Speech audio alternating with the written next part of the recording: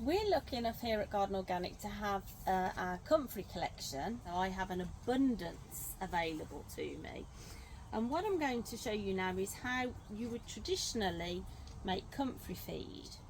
So the comfrey leaves contain NPK, but they're very high in potash, which is what you want if you want to get good fruits, such as on your tomatoes or really great blooms on your flowers.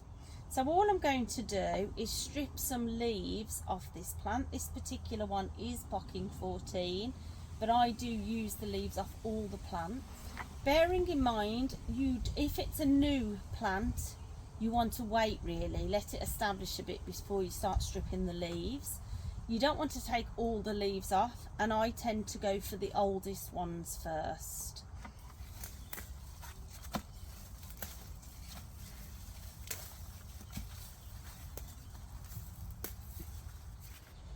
So as you can see, I've got a good bunch of leaves in here, and now I'm literally going to fill it with water. You can see where we've previously had it to, roughly.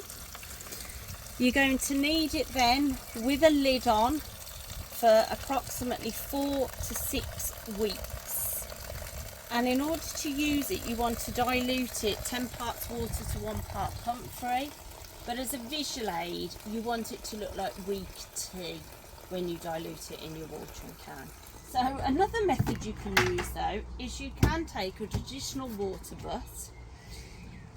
So you'd have your lid off, you'd have a cane across here in between the holes, a pair of old tights, you'd fill the tights with comfrey leaves, and then you'd fill the water butt.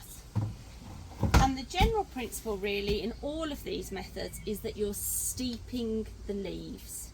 And so after sort of 4 to 6 weeks, the water would then start to become comfrey feed, and obviously with this method you've got a useful tap.